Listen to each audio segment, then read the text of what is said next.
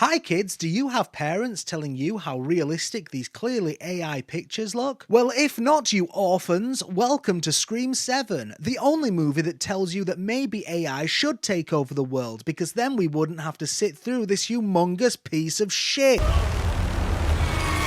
Just to let you know, I will be doing a non-spoiler part of the video and then a spoiler part at the end, so stick around if you have seen the film.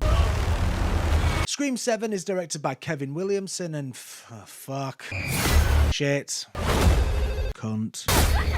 Scream 7 is directed by Kevin Williamson and once again follows Sidney Prescott as her and her family get attacked by Ghostface again.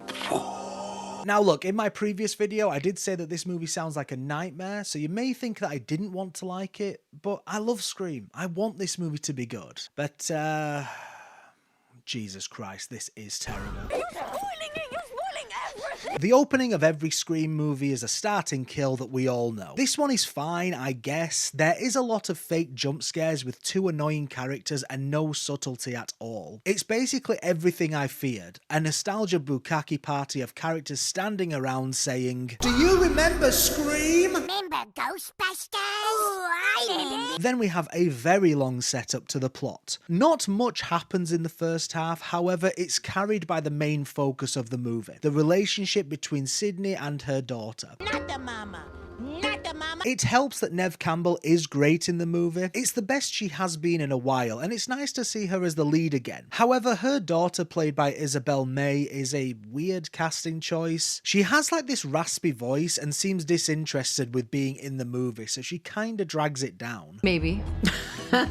Now, there are certain characters in this movie that I'm not going to mention due to fear of spoilers, but the introduction of one of them is, interesting? Okay, I'll use a more appropriate term. It's fucking terrible!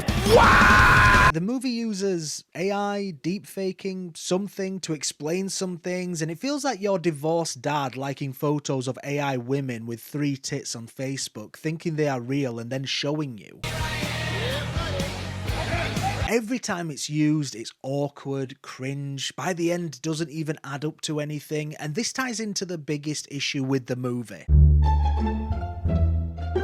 Kevin Williamson, the director, was my biggest worry going into this movie, and I was proven right. This is technically the guy's directorial debut, and you can really tell. Compared to Scream 6, a movie I do not like, the acting is off, the pacing is all over the place, and the tone just does not work. Tone is the hardest thing to nail in a Scream movie, and to me, this is the first in the franchise that completely misses the mark, and this is down to the script and direction. You done fucked up now! Williamson's direction creates an awkward mess of a movie that seems embarrassed to be a Scream movie while trying to embrace the classic tone of the original. Every scene starts to feel humorous, but really not in a good way, as if everyone is embarrassed to be there. I don't want to be around anymore. I'm sure they weren't, by the way. I'm sure everyone was happy to be there, but the way that it's made just makes it come across so awkward and uncomfortable. I am very uncomfortable. Take the staple of the franchise, the killer calling. In this movie, none of the calls have any build-up,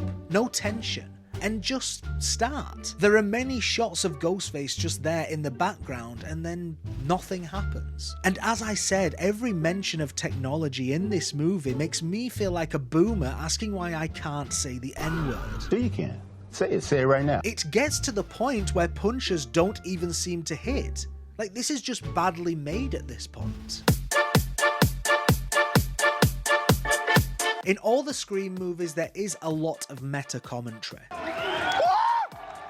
However, the best Scream movies sprinkle the commentary throughout. Yes, there are scenes dedicated to it, but it's not just one scene done. It's a theme of the movie and ties in with the killer's motivation. There are maybe a few lines dedicated to the meta aspect, but that's about it. So if you are looking for some fun meta commentary on the state of movies today, then Fuck off, you baby eyed little the movie's main theme is trauma. Sydney's trauma, passing that on to your children, etc. But the movie does not have time for this, doesn't go anywhere, and really clashes with the intentional and unintentional funny moments in the film. And now they're making Ghostbusters with only women. What's going on? So the movie's tone is all over the place, the themes don't work, and the killer reveal is the worst in the franchise. This is the first time I guessed it right before the reveal. So smart, me. But positives. What are the positives?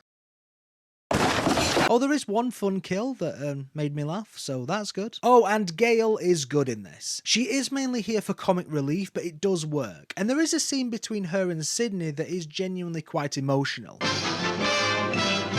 This movie is filled with annoying characters, fake out jump scares, no subtlety, and no tension. This movie is the worst in the franchise, and that's saying something because this franchise has Scream 3 and 6 in it. And I did say that if these movies keep hitting that unique tone, I will keep coming back, but this movie doesn't even do that. I give Scream 7 a 3 out of 10.